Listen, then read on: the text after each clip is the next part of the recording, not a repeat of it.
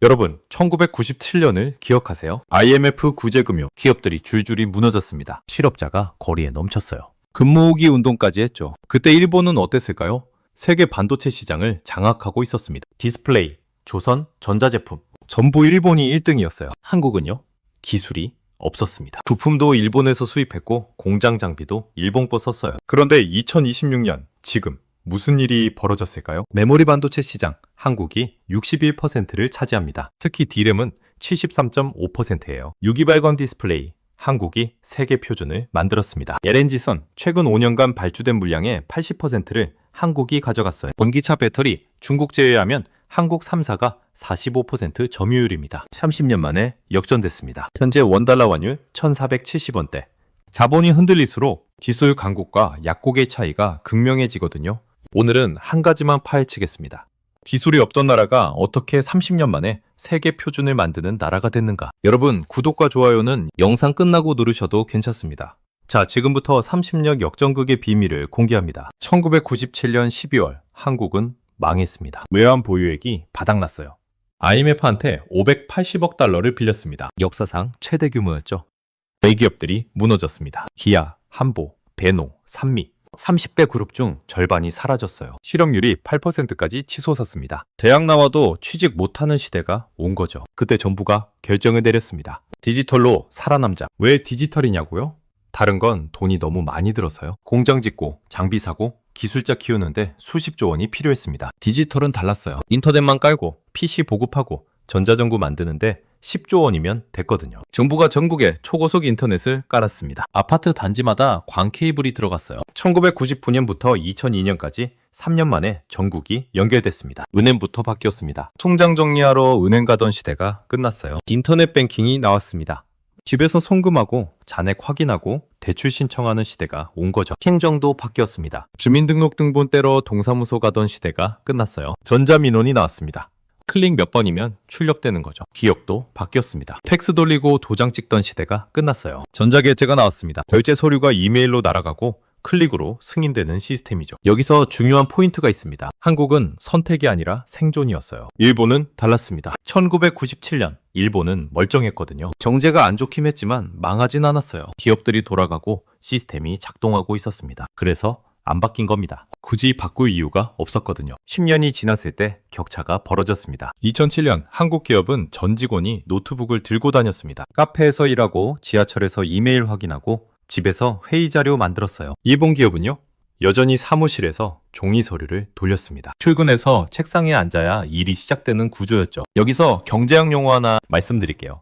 기회비용입니다. 일본 직장인이 출퇴근하는데 하루 3시간 걸린다고 칩시다. 한국 직장인은 그 3시간에 뭘 할 수 있을까요? 설계도를 그릴 수 있어요. 고객 미팅을 할 수 있습니다. 시장 데이터를 분석할 수 있죠. 일본 기업이 출퇴근에 쓰는 3시간은 그냥 사라지는 게 아니에요. 한국 기업이 그 시간에 벌어들인 기회를 잇는 겁니다. 하루 3시간이면 한 달에 60시간이에요. 1년이면 720시간입니다. 한국 직장인 한 명이 일본 직장인보다 한 달치를 더 일하는 셈이죠. 여기에 의사결정 속도까지 더해집니다. 한국 기업은 아침 회의에서 결정하고 점심때 실행하고 저녁에 결과를 확인해요. 일본 기업은 아침 회의에서 논의하고 점심때 상급자한테 보고하고 저녁에 승인받고 다음날 실행합니다. 같은 프로젝트를 시작하면 한국이 2주 만에 끝내요. 일본은 한 달 걸립니다. 2주 차이가 뭐냐고요? 반도체 업계에서 2주는 한 세대예요. 검증사가 신제품을 내놓는 시간입니다. 시장 점유율이 바뀌는 시간이죠. 이게 전산망이 만든 산발자 우위입니다. 먼저 시작한 사람이 계속 앞서가는 거예요. 한국이 2007년에 앞서갔으면 2008년에는 더 앞서가고 2009년에는 격차가 벌어지는 겁니다. 반도체 공장을 하나만 예로 들어볼게요. 한국 평택의 한 공장은 센서가 10,000개 넘게 달려 있습니다. 온도, 습도, 압력, 진도, 먼지 농도 모든 게 실시간으로 측정돼요. 데이터가 초당 100만 건씩 쌓입니다. AI가 패턴을 찾아냅니다. 온도가 23.7도에서 23.8도로 올라가면 6시간 뒤에 불량률이 0.3% 오른다. 이런 패턴을 10만 개 찾아내요. 공장이 스스로 학습합니다. 문제가 생기기 전에 미리 막는 거죠. 이게 뭐냐고요? AI는 백과사전입니다. 사람은 포스트잇이에요. 일본 공장은요? 베테랑 기술자가 육안으로 확인합니다. 30년 경력 기술자가 오늘 뭔가 이상한데? 라고 느끼는 거죠. 그 감을 시스템화하는데 시간이 걸립니다. 한국은 데이터로 10만 개 패턴을 찾았어요. 일본은 사람 머리로 100개 패턴을 기억합니다. 1000배 차이예요. 디스플레이는 색 재현율 싸움입니다. 한국 디스플레이 업체는 색 측정을 픽셀 단위로 합니다. 1920, 1080 화면이면 픽셀이 200만 개예요. 200만 개를 전부 측정합니다. 특정 데이터를 AI가 분석해요. 왼쪽 위 구석이 0.2% 어둡다. 즉시 보정합니다. 일본은 샘플링을 해요. 화면을 9개 구역으로 나눠서 각 구역 중앙을 측정합니다. 9개 지점만 보는 거죠. 애플이 왜 한국 패널을 쓸까요? 아이폰 화면색이 어디서 봐도 똑같아야 하거든요. 2000년대 초반 한국 정부가 베팅을 했습니다. 반도체, 디스플레이, 조선, 배터리, 모바일 이 5개 산업에 올인하기로 결정한 거죠. 왜 이 5개냐고요? 돈이 되니까요. 그리고 일본이 1등이었으니까요. 1등을 따라잡으려면 전략이 필요했습니다. 전면 승부는 불가능했어요. 기술도 없고 돈도 없고 경험도 없었거든요. 한국이 선택한 전략은 3가지였습니다. 첫째, 속도로 이긴다.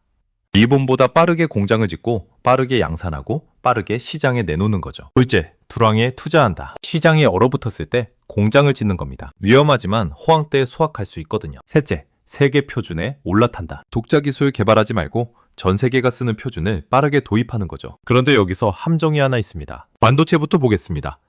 1990년대 일본이 메모리 반도체 시장을 장악했어요. 한국 기업들이 미친 짓을 했습니다. 불황에 공장을 지은 거예요. 이게 얼마나 위험한 베팅이었냐면요. 1997년 IMF 위기가 왔을 때 모두가 투자를 멈췄습니다. 한국 반도체 기업은 오히려 공장을 더 지었어요. 회사가 망할 수도 있었습니다. 그런데 베팅이 맞았어요. 여기서 투자 사이클의 법칙을 알려드릴게요. 반도체 공장은 짓는데 2년 걸려요. 호황일 때 결정하면 2년 뒤에 완공되는데 그때는 보통 불황이에요. 공급 과잉이 온 거죠. 반대로 불황일 때 결정하면 2년 뒤에 완공되는데 그때는 보통 호황입니다. 공급 부족이 온 거예요. 불황 투자는 전쟁터에서 총알죽기입니다. 위험하지만 살아남으면 무기가 생기는 거죠. 한국 기업은 이 사이클을 이용했습니다. 1997년 불황에 공장을 지었어요. 1999년 완공되는데 2000년 IT 붐이 터진 겁니다. 주문이 폭발했어요. 공장이 있는 회사만 물건을 팔 수 있었습니다. 일본 기업은 공장이 없었어요.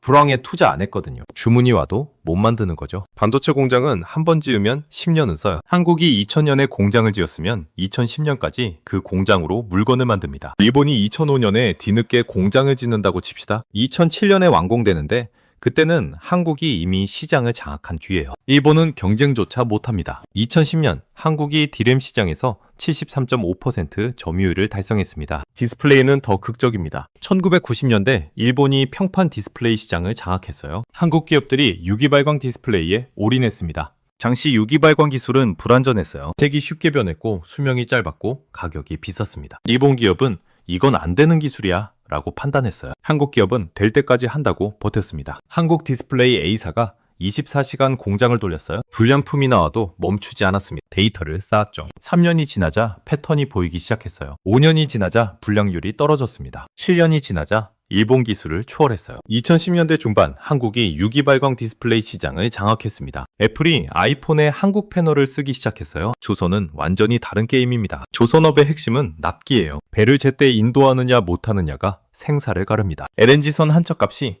2억 6천만 달러예요. 약 3,700억 원입니다. 계약서에 납기가 명시돼요. 하루 늦으면 위약금이 수억 원입니다. 한국 조선소가 무기로 삼은 게 프로젝트 관리예요. LNG선 만드는 데 필요한 부품이 3만 개입니다. 각 부품이 언제 어디서 오는지 전부 시스템에 들어가 있어요. 부품 공급 업체가 1000개예요. 전 세계에 흩어져 있습니다. 독일에서 엔진이 오고 노르웨이에서 펌프가 오고 프랑스에서 전자장비가 옵니다. 한국 조선소는 AI로 물류를 관리해요. 부품 하나가 지연되면 이 경로가 위험하다고 알람이 뜹니다. 즉시 대체 공급처를 찾거나 일정을 조정합니다. 일본 조선소는 사람이 엑셀로 관리해요. 경험 많은 현장 소장이 머릿속으로 일정을 짭니다. 문제는 변수가 생기면 재계산이 어렵다는 거죠. 2020년부터 2025년까지 5년간 발주된 LNG선의 80%를 한국이 가져갔습니다.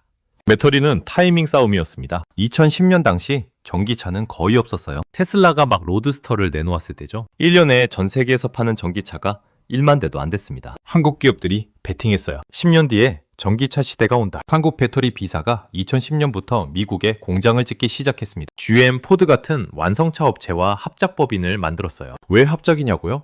완성차 업체 입장에서는 배터리가 생소했거든요. 배터리 업체와 손잡고 같이 개발하는 게 빠릅니다. 한국 기업이 미국 공장에서 배터리를 만들기 시작한 게 2015년이에요. 그때도 전기차는 연간 50만 대 수준이었습니다. 2020년 전기차 시장이 폭발했습니다. 연간 300만 대가 팔렸어요. 2024년에는 1,400만 대가 팔렸습니다. 한국 기업은 이미 공장이 있었어요. 중국 제외하고 한국 3사 합쳐서 45% 점유율입니다. 모바일은 생태계 선택이었습니다. 2007년 아이폰이 나왔을 때 일본 기업들은 고민했어요. 우리 기술을 버리고 애플을 따라갈까? 일본은 독자 기술이 있었거든요. 이모티콘, 모바일 결제, 증강현실 전부 일본이 먼저 만들었어요. 그런데 일본 안에서만 작동했습니다. 한국 모바일 시사는 즉시 결정했습니다. 안드로이드로 간다.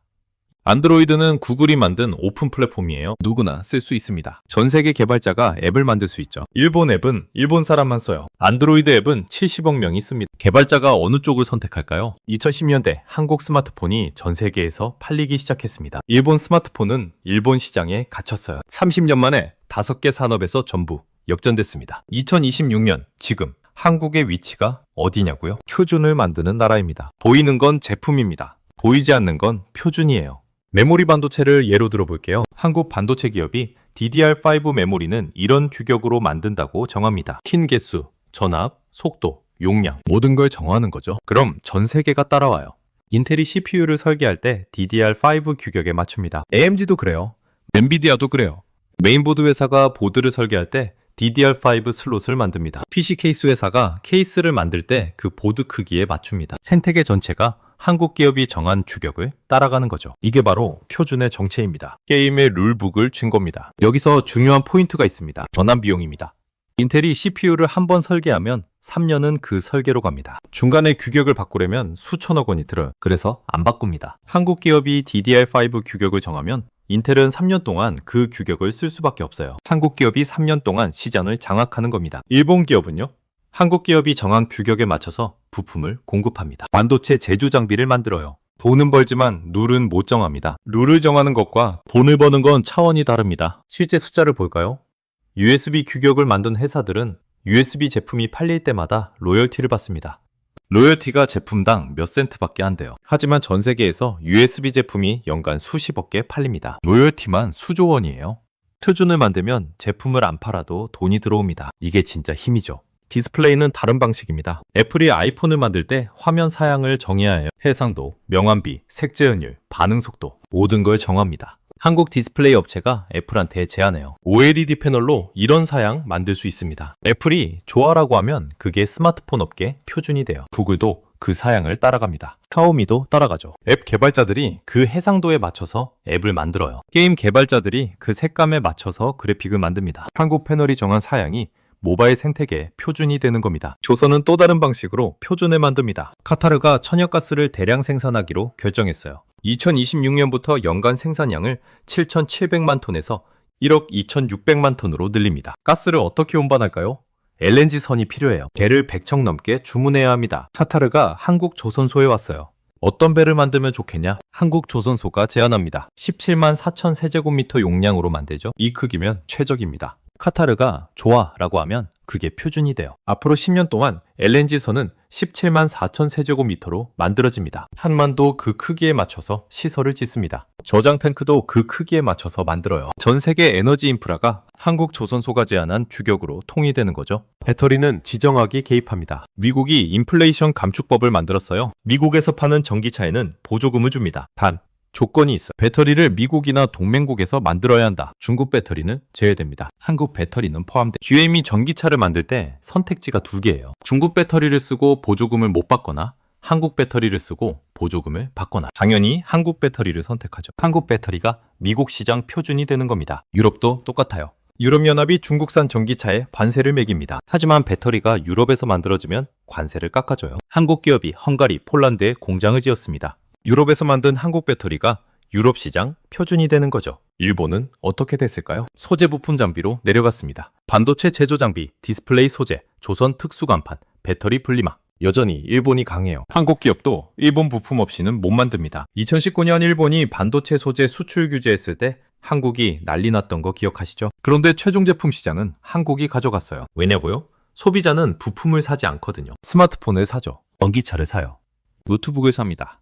한국 스마트폰을 사는 사람은 일본 부품이 들어갔는지 모릅니다. 그냥 한국 브랜드를 사는 거예요. 한국 전기차를 사는 사람은 배터리 분리막이 일본산인지 모릅니다. 그냥 한국 자동차를 사는 거죠. 브랜드 파워는 완제품 회사가 가집니다. 일본이 부품으로 연간 100억 달러를 벌어도 한국 기업이 완제품으로 2천억 달러를 버는 겁니다. 시장에서 누가 더 강할까요?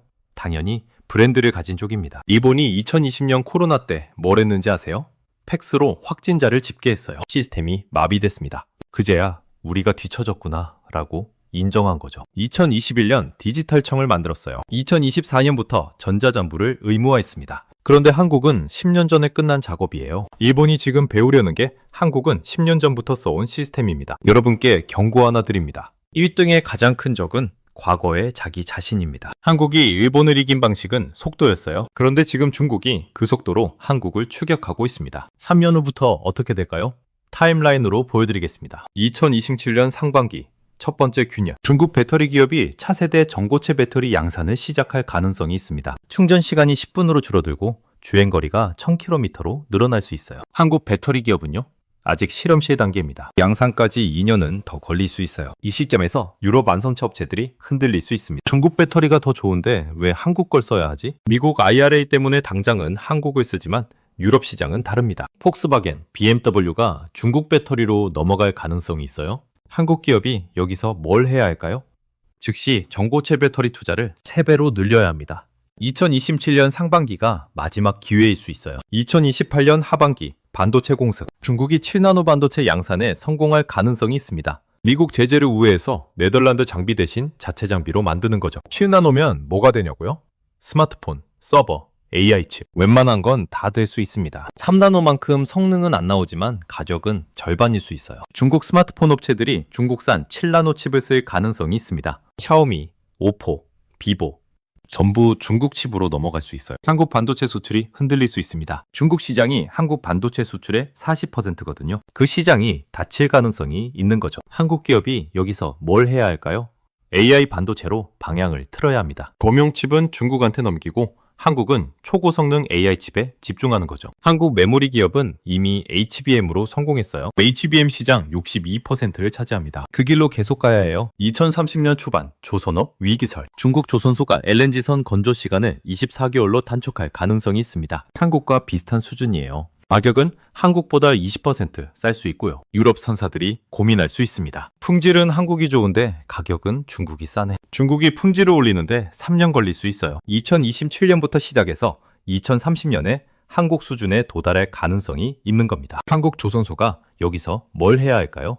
가격 경쟁은 불가능해요. 대신 기술 경쟁으로 가야 합니다. 수소 추진 선박, 암모니아 추진 선박, 자율운항 선박, 차세대 선박 시장을 먼저 잡아야 해요. LNG선 시장은 중국한테 일부 넘겨주고 한국은 더 앞선 기술로 승부하는 겁니다. 지금 당장 해야 할 것. 첫째, 기초과학에 투자해야 합니다. 지금까지는 속도로 이겼어요. 남이 만든 기술을 빠르게 상용화했습니다. 앞으로는 원천 기술이 필요해요. 양자 컴퓨터, 핵융합, 전고체 배터리 이런 건 속도만으로 안 됩니다. 10년, 20년 연구해야 나올 수 있는 기술이죠. 한국 정부가 반도체 연구에 연간 1조 원을 투자하기로 했습니다. 10년 계획이에요. 늦었지만 시작은 했습니다. 문제는 인력이에요. 한국 대학에서 반도체 전공하는 학생이 연간 1000명도 안 됩니다. 미국은 2만 명이에요. 중국은 10만 명입니다. 인력 양성을 지금 시작해야 2030년에 써먹을 수 있어요. 3년 늦으면 손 쓸 수 없습니다. 둘째, 전력 인프라를 확충해야 합니다. AI 데이터 센터 하나가 전력을 얼마나 쓸까요? 소도시 하나가 쓰는 전력과 맞먹습니다. 오픈 AI가 GPT-5 학습시키는데 필요한 전력이 몇 기가와트인지 아세요?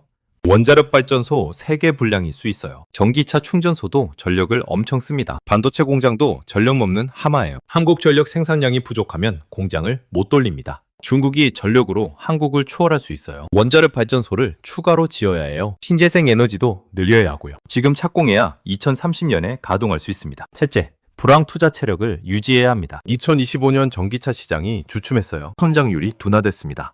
일부 배터리 기업이 투자를 멈췄어요. 한국 기업은요?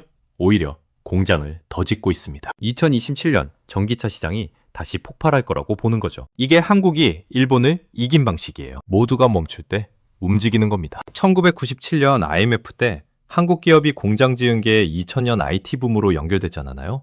똑같은 패턴입니다. 2025년 불황에 투자하면 2028년 호황 때 수확할 가능성이 있어요. 넷째, 새로운 표준을 계속 만들어야 합니다. AI 반도체를 보세요.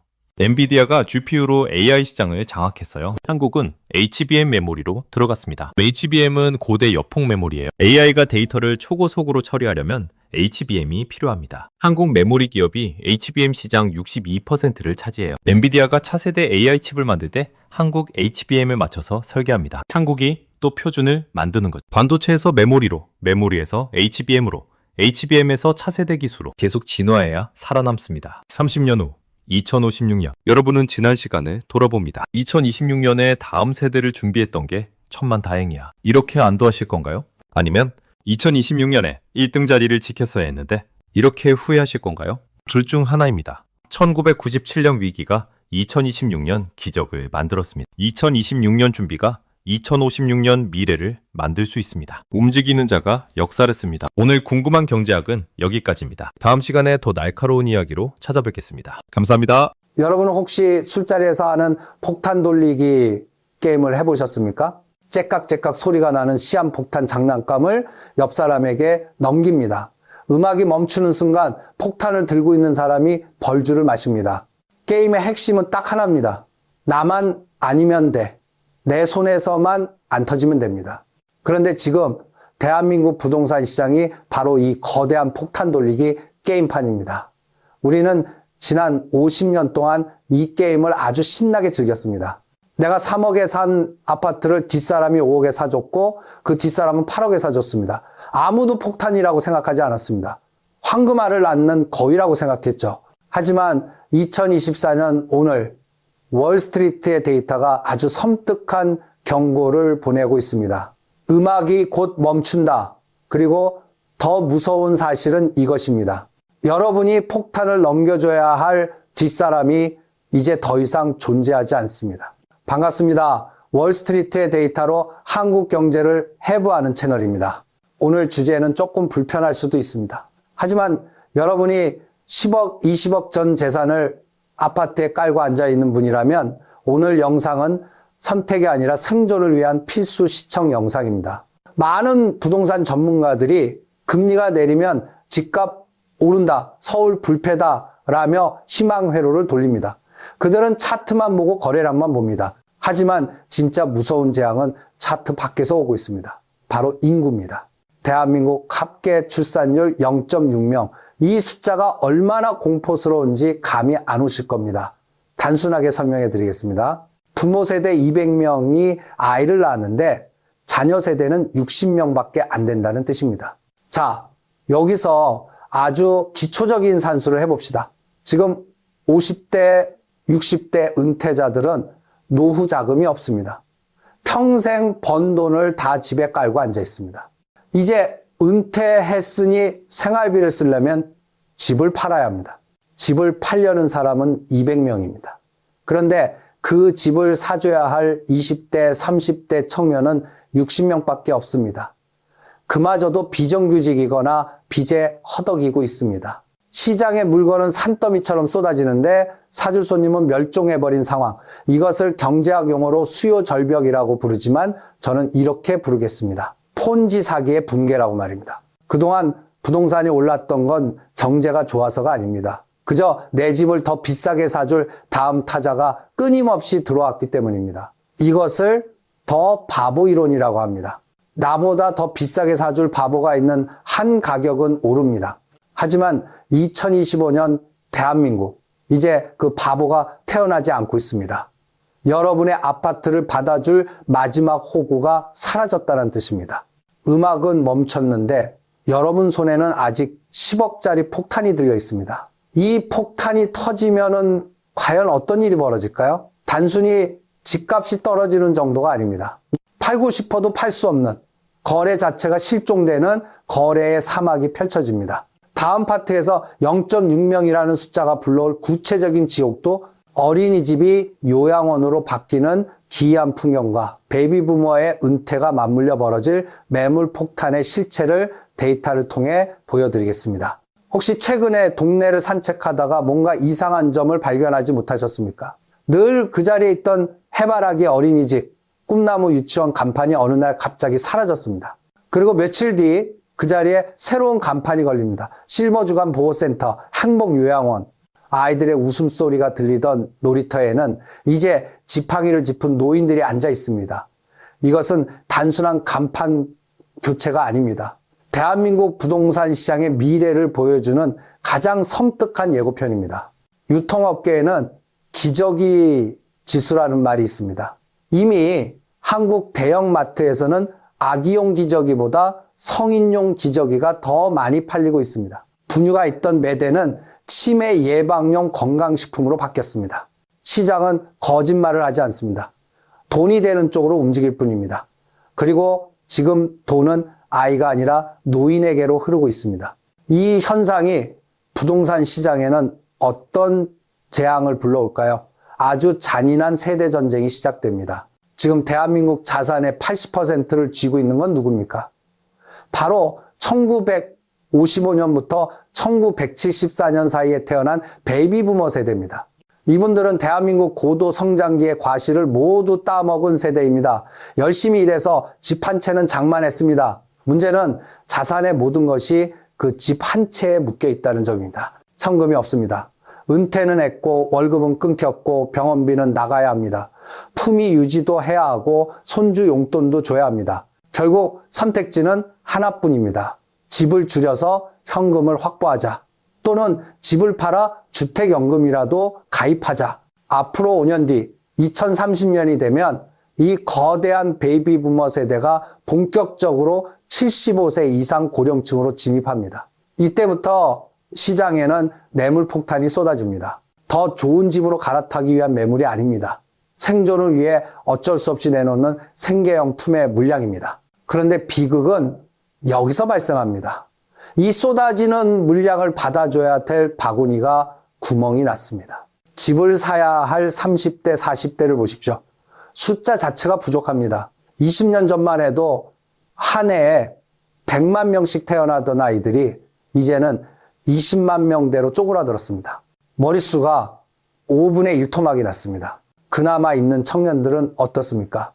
취업은 안 되고 월급은 오르지 않고 금리는 높습니다. 부모 세대가 10억, 20억으로 올려놓은 집값을 감당할 능력이 전혀 없습니다. 사고 싶어도 못 사고 애초에 살 사람도 없습니다. 경제학 교과서 1페이지에 나오는 수요와 공급의 법칙을 기억하십시오. 파는 사람은 구름처럼 몰려오는데 사는 사람은 멸종했다. 결과는 뻔합니다. 가격 폭락이 아니라 거래 실종입니다. 가격을 1억 낮춰도 2억 낮춰도 사갈 사람이 나타나지 않는 공포. 여러분이 가진 아파트가 황금성이 전혀 없는 그냥 세금만 나가는 거대한 콘크리트 덩어리로 전락하는 순간입니다. 이미 지방에서는 시작되었습니다. 대구, 미분양 무덤, 부산, 인구 유출, 전국 1위, 지방광역시의 불 꺼진 아파트들이 그 증거입니다. 서울이라고 안전할까요? 지방이 무너지면 그 불길은 수도권 외곽을 타고 서울 중심부까지 번지는 건 시간 문제입니다. 우리는 지금 부동산 불패 신화라는 낡은 종교를 믿고 있습니다. 하지만 인구라는 쓰나미 앞에서 그 믿음은 산산조각이 날 것입니다. 부모님들은 아직도 자식에게 말합니다. 그래도 집은 있어야지 무리해서라도 사두면 다 오른다. 죄송하지만 그것은 자식을 벼랑 끝으로 미는 조언입니다. 다음 파트에서 이 낡은 믿음이 얼마나 위험한지, 그리고 지금 우리가 붙잡고 있는 부동산 불패라는 신화가 왜 21세기 최악의 가스라이팅인지 낱낱이 파헤치겠습니다. 대한민국에는 기독교, 불교보다 더 신도수가 많은 거대한 종교가 하나 있습니다. 바로 부동산 불패교입니다. 이 종교의 교리는 아주 단순하고 강력합니다. 아파트는 배신하지 않는다. 오늘이 가장 싸다. 서울 아파트는 영원한 우상향이다. 이 믿음은 지난 50년 동안 대한민국을 지배했습니다. 실제로 우리 부모님 세대는 이 믿음 하나로 부자가 되었습니다. 월급을 쪼개고 밥을 굶어가며 산 집 한 채가 10배, 20배 올랐으니까요. 그 성공 경험이 뇌리에 너무나 깊게 박혀 있어서 지금도 자식들에게 똑같은 주문을 외웁니다. 무리해서라도 집을 사라. 빚도 능력이다. 하지만 냉정하게 말씀드립니다. 그것은 과거의 영광에 취한 잘못된 조언입니다. 그때는 대한민국 인구가 폭발적으로 늘어나던 시기였고 경제 성장률이 10%를 넘나들던 고도 성장기였습니다. 하지만 지금은 인구가 줄고 성장이 멈춘 수축 사회입니다. 게임의 규칙이 완전히 바뀌었는데 아직도 옛날 공략집을 보고 게임을 하고 있는 꼴입니다. 특히 가장 위험한 것이 바로 재건축 한상입니다. 많은 분들이 녹물이 나오고 주차 전쟁을 치르는 30년, 40년 된 낡은 아파트를 비싼 돈을 주고 삽니다. 이유는 딱 하나입니다. 언젠가 이 낡은 콘크리트가 번쩍이는 새 아파트로 변해서 나에게 수억 원의 시세 차익을 안겨줄 것이라는 믿음 때문입니다. 그런데 계산기를 두들겨 보셨습니까? 지금 건설 자재비와 인건비가 폭등했습니다. 예전에는 낡은 아파트를 부수고 새로 지으면 돈이 남았지만 지금은 집주인이 수억 원의 분담금을 더 내야 합니다. 배보다 배꼽이 더 커진 상황입니다. 더 무서운 것은 사업성입니다. 재건축이 돈이 되려면 일반 분양을 해서 비싸게 팔아먹을 외부인이 많이 들어와야 합니다. 그런데 앞서 말씀드렸듯 그 외부인인 인구가 사라졌습니다. 받아줄 사람이 없는데 누가 건물을 짓습니까? 결국 지금 낡은 아파트를 붙들고 있는 것은 언젠가 터질지 안 터질지도 모르는 로또 복권을 쥐고 매일매일 녹물을 마시며 고행을 하는 것과 같습니다. 일본을 보십시오. 도쿄 외곽의 낡은 맨션들. 재건축 동의율이 안 나와서 혹은 돈이 없어서 재건축을 포기하고 그대로 슬럼가가 되어버렸습니다. 그것은 이제 사람이 사는 집이 아니라 도시의 흉물이 되었습니다.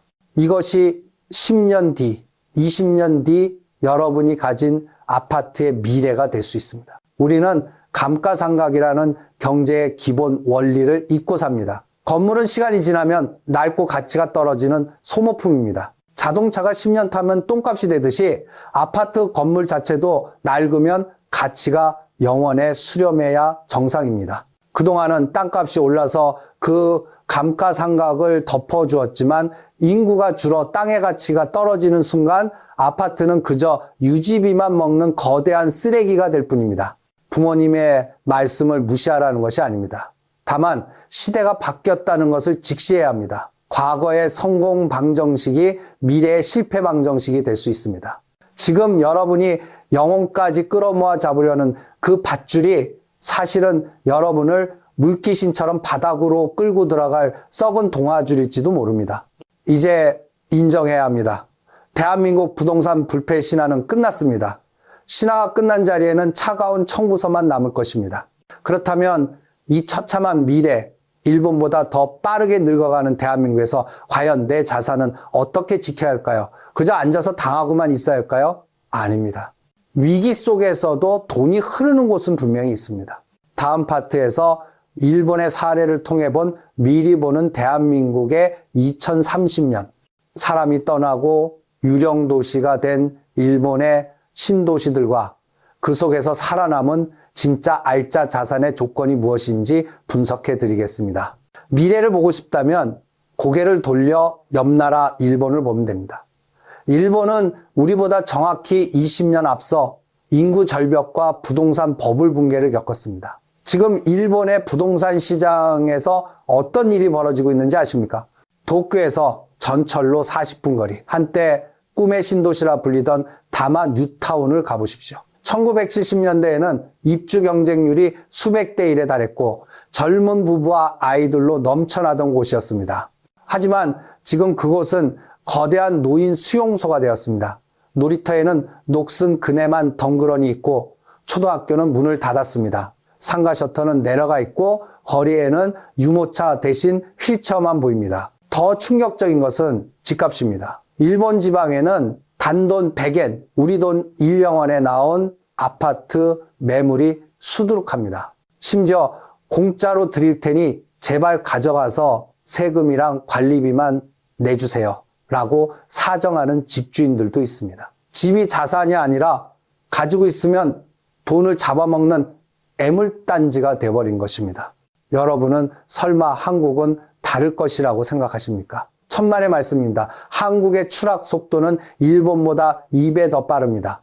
일본은 고령화가 천천히 진행되어 대비할 시간이라도 있었지만 한국은 브레이크가 고장난 스포츠카처럼 인구 절벽을 향해 돌진하고 있습니다. 2030년 대한민국 지방도시와 수도권 외곽에서 벌어질 일을 시뮬레이션 해드립니다.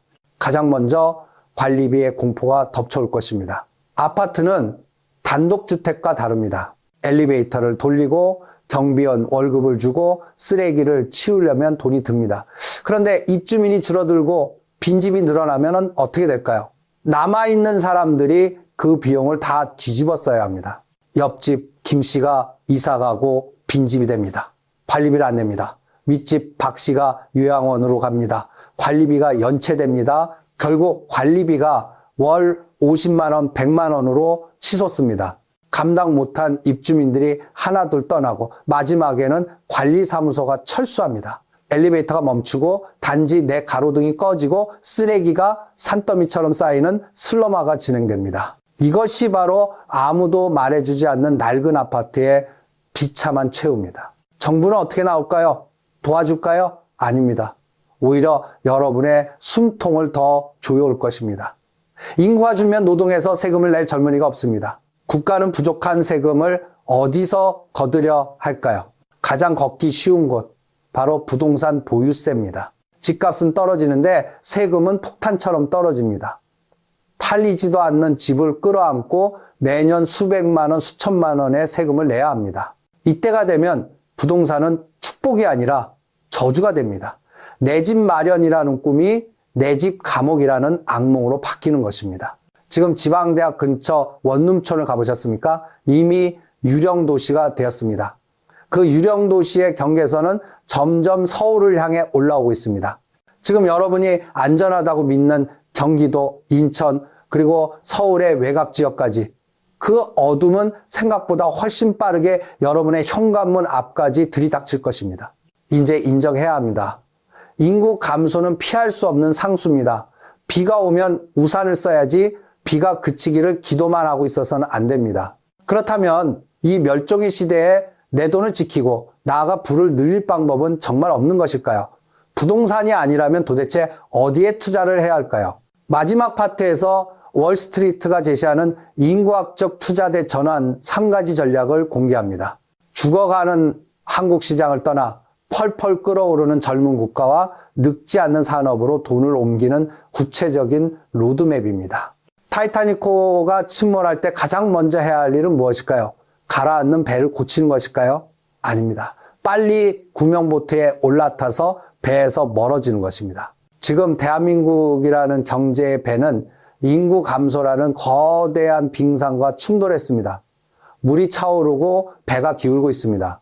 그런데 아직도 선실 안에서 이 배는 절대 가라앉지 않아 라고 외치며 부동산을 붙들고 있는 것은 용기가 아니라 객기입니다. 월스트리트의 투자 격언 중에 이런 말이 있습니다. 돈에는 조국이 없다. 사랑하는 조국 대한민국이지만 여러분의 소중한 노후 자산까지 애국심으로 같이 침몰시킬 필요는 없습니다. 인구 절벽 시대 생존을 위한 자산 재배치 전략 3단계를 제시합니다.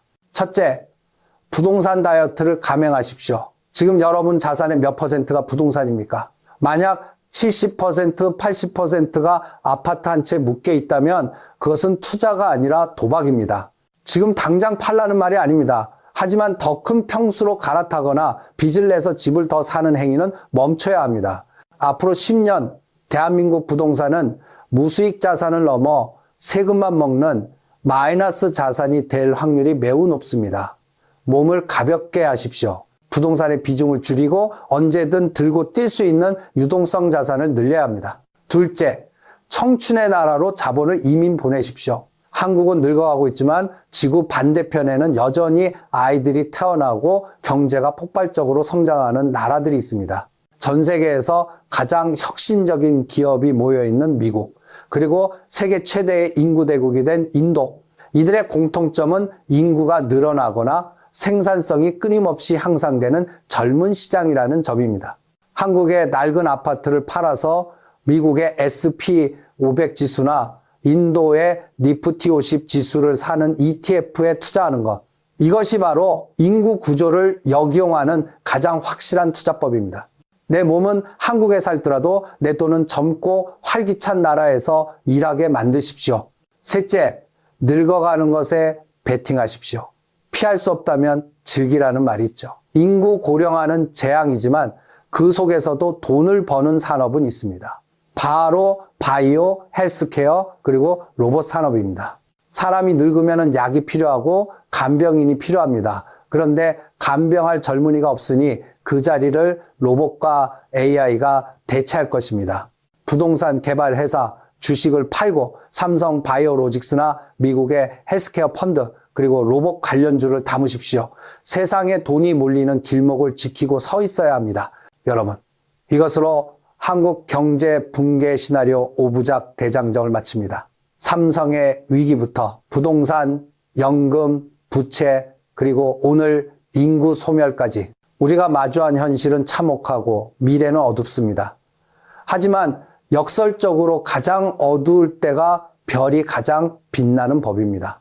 남들이 설마 망하겠어? 하며 안이하게 있을 때 위기를 직시하고 미리 준비한 여러분에게는 지금 이 가문의 운명을 바꿀 수 있는 단군 일의 최대의 기회가 될 수도 있습니다.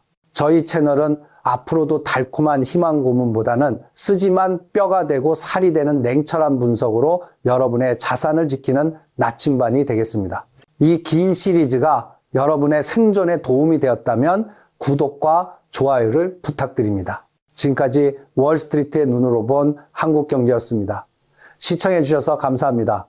부디 살아남으십시오. 어떤 처방도 먹히지 않는다는 절망감이 지금처럼 피부로 느껴진 적이 또 있었을까요? 금융당국이 사활을 걸고 방어하던 환율 1,480원 저지선이 결국 힘없이 뚫려버렸습니다. 이것은 단순한 수치 변동을 넘어 우리 경제를 지탱하던 최후의 심리적 방파제가 증발했다는 뜻입니다. 당장 내일 월요일 아침 우리가 눈을 뜨자마자 마주할 현실은 역대급 쓰나미가 되어 시장을 덮칠 확률이 매우 높습니다.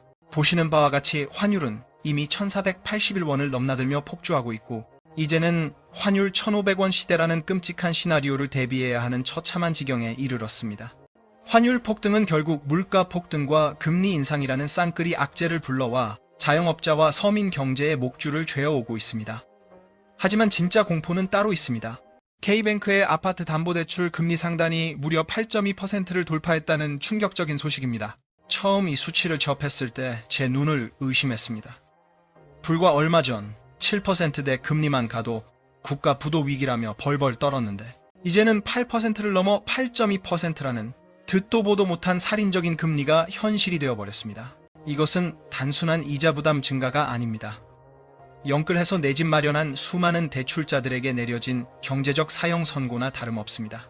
과연 우리가 이 살인적인 이자 폭탄을 언제까지 버텨낼 수 있을지, 그리고 이 경제 태풍의 종착지는 어디일지 오늘 아주 냉철하게 파헤쳐 보겠습니다. 단순한 주의 경보가 아닙니다. 지금 벌어지는 상황은 여러분의 전 재산과 생존 기반을 뿌리째 뽑아버릴 수 있는 시스템 붕괴의 전조 증상입니다. 정부가 국민연금 총알까지 끌어다 쓰고 외환 건전성 부담금을 깎아주는 등 할 수 있는 모든 카드를 꺼내들었지만 시장은 이를 비웃기라도 하듯 정반대로 질주하고 있습니다. 외국인 투자자들은 한국 주식시장에서 수조 원어치를 내던지며 탈출 러시를 감행하고 있고 대장주인 삼성전자마저 그 매도 폭격을 견디지 못하고 무너지는 실정입니다. 오늘 이 시간에는 왜 정부의 필사적인 방어책들이 휴지 조각처럼 찢겨나가고 있는지, 그리고 왜 여러분이 당장 내일부터 닥쳐올 최악의 경제 시나리오에 대비해 비상 플랜을 가동해야 하는지 그 불편한 진실을 낱낱이 까발려 드리겠습니다. 환율 1,480원 돌파는 대한민국 경제의 방탄조끼가 뚫렸다는 비명소리와도 같습니다. 이것은 단순한 금융지표의 등락이 아니라 우리 가계의 실질 자산 가치가 녹아내리기 시작했다는 공포스러운 선전포고입니다. 고환율은 단순히 해외여행을 포기하는 수준의 문제가 아닙니다. 우리가 먹고 입고 쓰는 모든 생필품의 원가와 에너지 비용이 통제 불능 상태로 치솟게 된다는 것을 의미합니다. 지난 6개월간의 환율 그래프를 보면 등골이 서늘해질 지경입니다. 지난 6월 1365원이었던 환율이 10월에 1424원을 뚫더니 이제는 1480원이라는 마의 벽까지 너무나 허무하게 무너뜨렸습니다. 이런 미친 상승 속도는 1997년 IMF 외환 위기나 2008년 글로벌 금융 위기 때나 목격했던 아주 기형적이고 파괴적인 징후라고 볼 수밖에 없습니다. 에너지와 원자재를 전량 수입에 의존하는 우리 산업 구조상 환율이 이렇게 발작을 일으키면 기업들은 생산 단가를 감당해낼 재간이 없습니다. 결국 기업들은 생존을 위해 제품 가격을 올릴 것이고 그 고통의 청구서는 고스란히 소비자들의 장바구니 물가 폭등으로 전가될 수밖에 없습니다. 이미 11월 수입 물가지수는 전월 대비 2.6%나 급등하며 1년 7개월 만에 최대폭으로 뛰었고 생산자 물가 또한 석 달 연속 상승 곡선을 그리며 빨간불이 켜졌습니다. 소비자 물가가 2%대를 유지하고 있다는 통계청의 숫자가 무색하게 우리가 체감하는 장바구니 물가는 이미 3%턱 밑까지 차올라 숨이 턱턱 막힙니다. 환율이 진정되지 않는다면 내년 물가는 2% 초반이 아니라 중반을 넘어 후반까지 치솟을 수 있는 일촉즉발의 위기 상황입니다.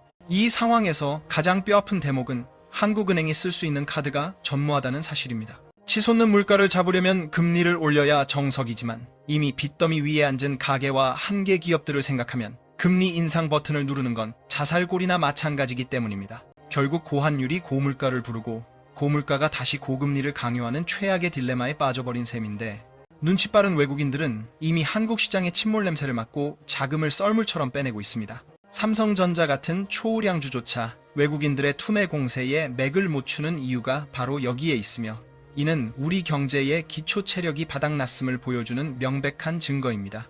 이제 막 방아쇠가 당겨진 이 환율 발작이 과연 우리의 밥상 물가와 대출 이자를 어디까지 끌고 올라갈지 상상만 해도 밤잠을 설치게 됩니다. 환율이라는 거대한 쓰나미가 휩쓸고 지나간 폐허에 남는 것은 결국 감당할 수 없는 수준으로 불어난 이자 고지서뿐일 겁니다. 과연 은행들은 이 혼란을 틈타 우리에게 얼마나 가혹한 이자율을 들이밀고 있을까요?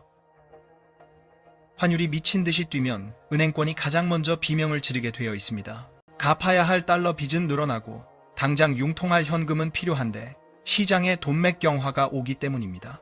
은행들은 급한 불을 끄기 위해 양도성 예금 증서인 CD를 높은 금리로 찍어내 자금을 조달하고 이것이 결국 여러분의 대출 금리를 뿌리부터 뒤흔드는 거대한 후폭풍으로 돌아옵니다. 금융투자협회의 최신 데이터를 보면 정말 소름 돋는 수치가 포착됩니다. 90일 일몰 CD 금리가 무려 2.85%까지 치솟았는데 이건 지난 8월 초 은행 기준 금리 아래에서 머물던 시절과 비교하면 상상조차 할 수 없는 폭등세입니다. CD 금리가 오른다는 것은 은행이 돈을 구해오는 원가 자체가 비싸졌다는 뜻이며 은행은 그 비용을 고스란히 대출자들에게 떠넘길 준비를 마쳤다는 신호입니다. 은행놈들이 손해를 떠안을 리가 없죠. 그 부담 고스란히 여러분 이자에 태워서 넘기는 게 그들의 비정한 생리입니다. 진짜 지옥문은 변동형 주담대의 척도인 코픽스가 발광하면서 열립니다. 지난 10월 0.03% 오르면서 슬쩍 간을 보더니 11월엔 0.05% 그리고 이번 12월엔 입이 떡 벌어질 만큼 뛰었습니다. 무려 0.24%포인트나 폭등하며 경악스러운 수치를 찍었습니다. 그야말로 곱비 풀린 망아지 꼴입니다. 수치보다 더 소름 돋는 건 속도입니다. 단 2달 만에 상승폭이 8배나 가파라졌다는 건 지금 금융판이 통제 불능 상태로 발작을 일으키고 있다는 빼박 증거죠. 제발 착각하지 마십시오. 은행은 자선사업가가 아닙니다. 철저히 돈놀이하는 이익 집단이라는 걸 뼛속 깊이 새겨야 할 때입니다. 돈 구해오는 비용이 이렇게 미쳐 날뛰는데 대출 문턱은 당연히 높아지죠. 금리 천장은 하늘을 뚫을 기세로 치솟아 서민들의 숨통을 조여올 겁니다. 하는 기준금리는 요지부동인데 왜 내 이자만 오르냐며 분통 터뜨리는 분들 많으시죠. 억울해도 어쩔 수 없습니다. 시장 금리는 이미 정부 소나기를 벗어나 제멋대로 미쳐 돌아가는 독자 노선을 탔으니까요. 이런 돈맥경화 전쟁터에서 가장 먼저 피를 보는 건 결국 신용 낮은 서민들과 영혼까지 끌어모아 집 산 영끌족들입니다. 매달 내는 이자가 고작 몇만 원 더 나오는 수준의 문제가 아닙니다. 가계의 원금 상환 시나리오 자체가 박살나는 그야말로 거대한 재앙이 이미 현관문 앞까지 들이닥쳤다는 얘기입니다. 은행들이 기를 쓰고 현금 쟁여두는 건 닥쳐올 충격에 대비해 방공호를 짓는 겁니다. 그 방공호 쌓는 벽돌, 바로 여러분이 피눈물 흘리며 낸 이자로 만드는 거죠. 이자 폭탄이라는 다이너마이트 심지에 이미 불이 붙었습니다. 타들어가는 불꽃 멈출 기미조차 안 보입니다. 그럼 대출 현장의 민낯은 얼마나 더 끔찍하게 일그러져 있을까요? 숫자로 확인해 봅시다. 우리가 철석같이 믿었던 4% 대출이라는 파라다이스, 이제는 박물관에 나가야 볼 수 있는 유물이 돼버린 걸까요? K뱅크 대출 금리 상단 8.2%, 이건 이제 피할 수 없는 잔혹한 현실입니다.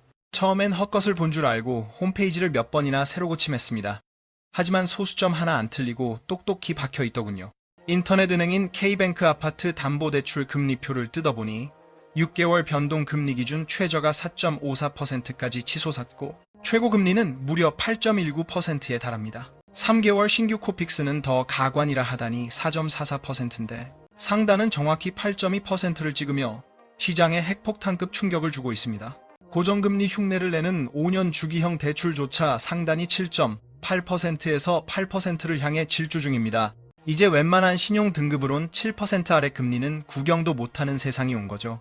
인터넷 은행이라 유난 떠는 거 아니냐며 희망회로 돌리는 분들 계시죠? 시중 5대 은행 사정은 더 처참합니다. 농협은행을 볼까요? 혼합형 주담대 상단이 이미 6.14%를 뚫었고 순수 고정금리 상품은 6.21%까지 고개를 빳빳이 쳐들고 있습니다. 더 골 때리는 건 하나은행입니다. 아파트론 혼합금리 하단이 무려 4.926%라니요. 시중은행 금리의 마지노선인 하단이 5%에 육박한다는 건 금융 역사에 남을 사건입니다. 사실상 모든 대출자가 5% 넘는 고금리 족쇄를 찾다는 소리죠. 상단 금리 역시 6.3%를 향해 미친 듯이 치닫고 있어 조만간 7%, 8% 선도 차례로 깨부술 거란 공포가 현실이 되고 있습니다. 결국 지금 흐름대로라면 하단 6%, 상단 10% 시대를 각오해야 할 판입니다. 전례 없는 비상사태죠. 이름만 대면 아는 은행들이 이 정도로 휘청인다는 건 자금줄이 꽉 막혔거나 돈 구해오는 비용이 감당 불가 수준으로 터졌다는 강력한 시그널입니다. 빚내서 집 산 분들 이제 한 달 벌어이자 메우기도 벅찬 벼랑 끝에 몰렸습니다. 이게 부동산 시장 전체를 와르르 무너뜨릴 거대한 뇌관이 되고 있는 겁니다. 정부가 백날 대책 쏟아내봤자 소용없습니다. 은행 창구 전광판에 저 잔혹한 숫자가 바뀌지 않는 한 서민들의 비명은 계속될 테니까요. 도대체 이 미친 금리 발작 어디서부터 시작된 걸까요? 은행 욕만 하고 있을 때가 아닙니다. 시장의 심장부인 채권 시장에서 훨씬 더 거대한 폭발이 일어나고 있거든요. 기준금리는 얼음장인데 시장금리는 왜 불기둥일까요? 범인은 바로 곱비 풀린 국고채 금리입니다. 정부가 돈 빌리는 이자인 국채 금리가 이렇게 뛰는데 일개 시중은행이 대출 금리를 낮춘다? 물리적으로 불가능한 얘기죠.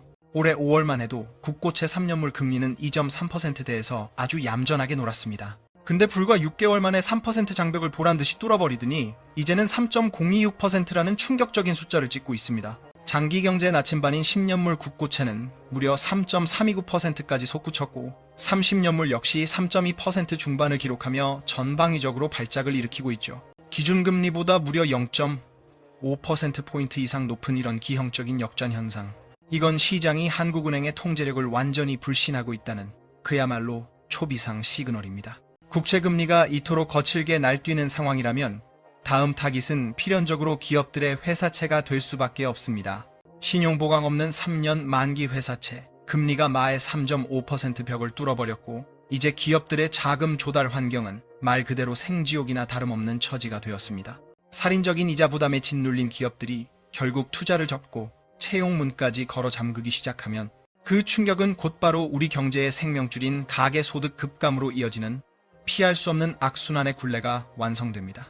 아직도 한은의 금리 동결만 믿고 버티는 분들이 많지만 현실을 직시해야 합니다. 시장금리라는 거대한 해일이 기준금리라는 얄팍한 모래성을 이미 집어삼킨 지 오래입니다. 이러한 금리 발작 현상을 조종하는 진짜 배후에는 기대 인플레이션이라는 통제 불가능한 심리적 공포가 탄리를 틀고 있습니다. 물가가 더 치솟을 거란 공포가 번지면서 화폐 가치 폭락을 막으려는 본능이 명목금리를 천정부지로 끌어올리고 있는 형국입니다. 금리 인하는 고사하고 오히려 추가 인상론이 고개를 드는 까닭도 미쳐 날뛰는 시장금리의 폭주를 어떻게든 진정시켜야 하기 때문입니다.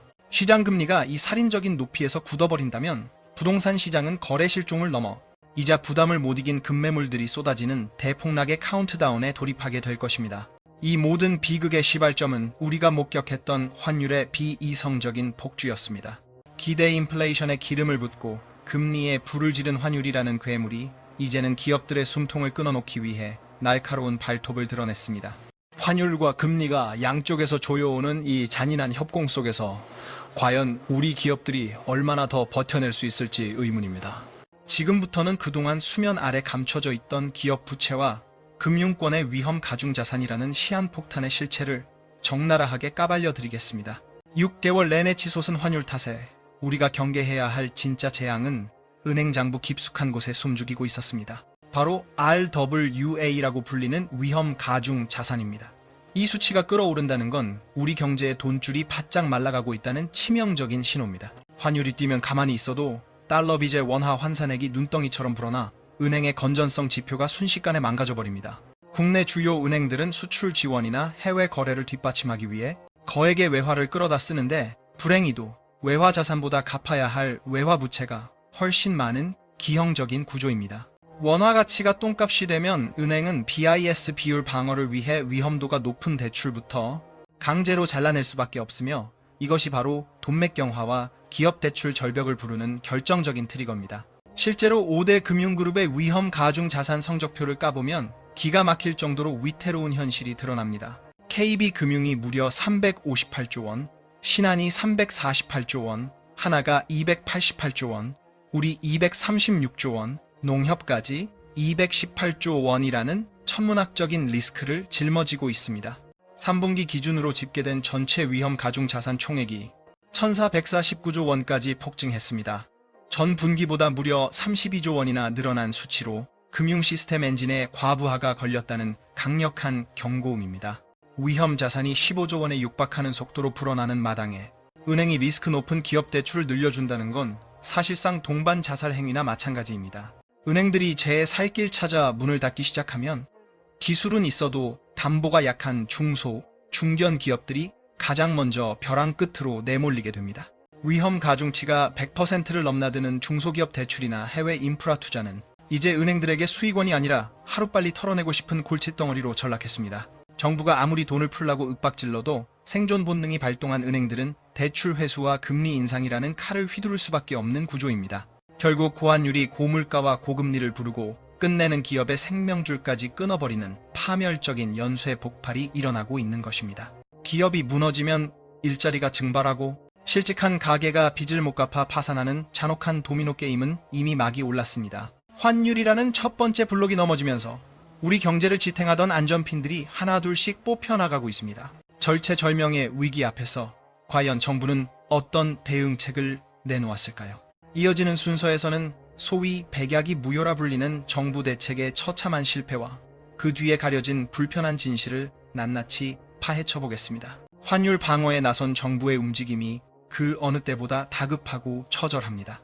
국민연금까지 총알바지로 내세우며 급한 불을 꺼보려 하지만 시장의 불길은 오히려 더 맹렬하게 타오르고 있습니다. 외환 스와프 규모를 350억 달러에서 500억 달러, 다시 650억 달러까지 늘리며 안간 힘을 썼지만 1,480원이라는 저지선은 허무하게 뚫려버렸습니다. 2008년 금융위기 이후 최악의 환율 대란이라는 말이 결코 빈말이 아님을 정부의 이런 필사적인 몸부림이 역설적으로 증명하고 있는 셈입니다. 한국은행은 지난 19일 임시 금통위까지 긴급 소집해 외화 건전성 부담금을 6개월간 면제해주겠다는 초강수를 두었습니다. 은행들이 외화 빚을 질 때 내는 비용을 깎아줄 테니 제발 빚을 내서라도 달러를 긁어모아 달라는 정부의 애타는 호소나 다름없습니다. 사상 초유의 사태입니다.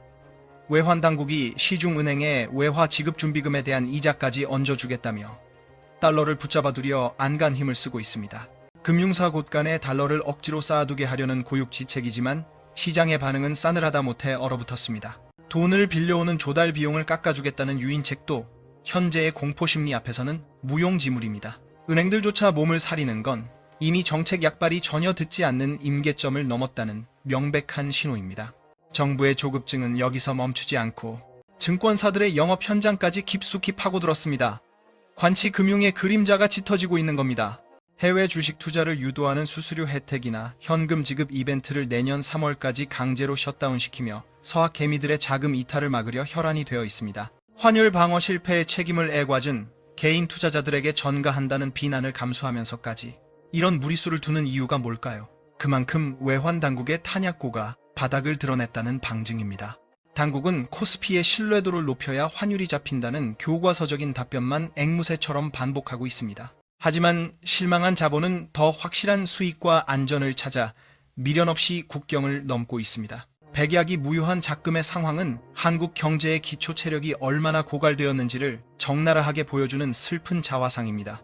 수출 경쟁력 강화나 금리 격차 해소 같은 본질은 외면한 채 덤질식 처방만 남발하니 시장은 되려 정부의 조급함을 역이용해 반대 포지션을 잡고 있는 형국입니다. 정부가 곳간을 열어 달러를 풀면 외국인들은 땡큐를 외치며 그 달러를 챙겨 미국 시장으로 탈출합니다. 피 같은 외환 보유고만 축나는 악순환이 반복되며 우리 경제의 최후 보루마저 위협받고 있습니다. 방어선이 속절없이 무너지는 걸 지켜보며 외국인 큰손들은 이미 한국 시장에 대해 사망 선고를 내린 것으로 보입니다. 대한민국 경제의 심장이자 자존심인 삼성전자마저 거센 매도 폭풍 속에서 맥없이 주저앉고 있는 현실. 과연 이것이 우리에게 보내는 경고는 무엇일까요? 이어지는 파트에서는 외국인들의 셀코리아 배경과 그들이 던진 매물 폭탄이 우리 부동산 시장에 어떤 치명타를 날릴지 정밀 타격해 보겠습니다. 외국 자본이 우리 시장을 헌신짝처럼 버리고 떠나고 있습니다. 이번 주에만 무려 3조 원이 넘는 주식을 내다 팔며 탈출 러시를 감행했습니다. 인공지능 거품론과 오라클 쇼크 같은 대외 악재 속에서 한국 증시는 그저 외국인들의 현금 인출기 신세로 전락했습니다. 이건 단순한 조정이 아니라 펀더멘털에 대한 불신이 극에 달했다는 증거입니다. 올 한 해를 통틀어 보면 외국인 순매도 규모가 10조 원에 육박합니다. 특히 삼성전자가 처한 상황은 처참하다는 말로도 부족할 지경입니다. 지난 닷새 중 하루를 빼고 연일 매도 우위였으며 금요일 단 하루에만 670만 주를 팔아치우는 투매가 나왔습니다. 광기 어린 매도세입니다. 대장주인 삼성전자조차 이토록 처절하게 버림받는데 국장의 매력을 키워 환율을 방어하겠다는 정부의 청사진이 과연 시장에 먹힐까요? 저는 회의적이다 못해 비관적입니다. 환율 안정은 기업이 돈을 잘 벌어서 실력을 증명할 때 자연스럽게 따라오는 결과값입니다. 펀더멘털 없이 억지로 지수만 끌어올리려는 지금의 사천선 목표는 사상 누각에 불과합니다. 외인이 달러를 싸들고 나가는 속도가 빨라질수록 원화 가치는 곤두박질칩니다. 이는 결국 환율 급등과 금리 폭등이라는 부메랑이 되어 우리 서민 경제의 숨통을 조여올 것입니다. 주식시장에서 시작된 이 차가운 한파가 이제는 우리 자산의 마지막 보루인 집값으로 빠르게 옮겨붙고 있습니다. 주식은 손절하고 떠나면 그만이지만 깔고 앉은 집은 얘기가 다릅니다. 환율과 증시가 무너진 폐허 위에서 미친 금리가 집값을 어디까지 끌어내릴지 공포스럽습니다. 마지막 결론부에서는 환율, 금리, 그리고 부동산 대폭락이라는 이 잔혹한 삼각파도의 종착역을 냉정하게 짚어보겠습니다. 이 세 가지는 결코 따로 노는 변수가 아닙니다. 서로 꼬리에 꼬리를 물고 우리 자산을 집어삼키기 위해 몸집을 키워온 괴물과도 같습니다. 오늘 우리가 확인한 8.2%라는 주택담보대출금리는 예고편에 불과합니다. 이제 상단 10% 시대가 열린다는 전대미문의 공포를 뼈저리게 인식해야 합니다. 이런 살인적인 고금리에도 집값이 버틸 거라는 기대는 태풍 앞에서 촛불이 꺼지지 않길 바라는 망상과 같습니다. 위험천만한 발상이죠. 이자가 원금을 갉아먹고 빚을 갚으려 또 빚을 내는 연쇄 부도가 내년 부동산 시장의 가장 참혹한 민낯이 될 것입니다. 지금은 바닥을 잡겠다고 덤빌 때가 아닙니다. 현금을 움켜쥐고 태풍이 지나가길 기다리며 납작 엎드려야 할 인고의 시간입니다. 영혼까지 끌어모아 집을 산 분들에겐 피말리는 고통이겠지만 지금이라도 가계부를 펼쳐 최악의 시나리오를 대비한 생존 플랜을 짜야 합니다. 환율 1480원 선이 뚫리고 금리가 발작하는 지금이 여러분의 재산을 지킬 마지막 골든타임일지 모릅니다. 시장의 광기에 휩쓸리지 말고 숫자가 가리키는 냉혹한 진실만을 직시하시기 바랍니다. 본 영상의 분석은 시장 데이터를 바탕으로 한 주관적 견해임을 밝혀드립니다. 투자의 최종 책임은 오로지 투자자 본인에게 있으니 이 내용은 참고 자료로만 활용해 주시길 당부드립니다. 마주하기 고통스러운 우리 경제의 민낯을 이 긴 시간 동안 외면하지 않고 끝까지 직시해 주신 점 깊이 감사드립니다. 보내주시는 격려와 믿음이 저에게는 가장 큰 자산입니다. 구독자 여러분께 진심 어린 존경과 감사의 마음을 바칩니다.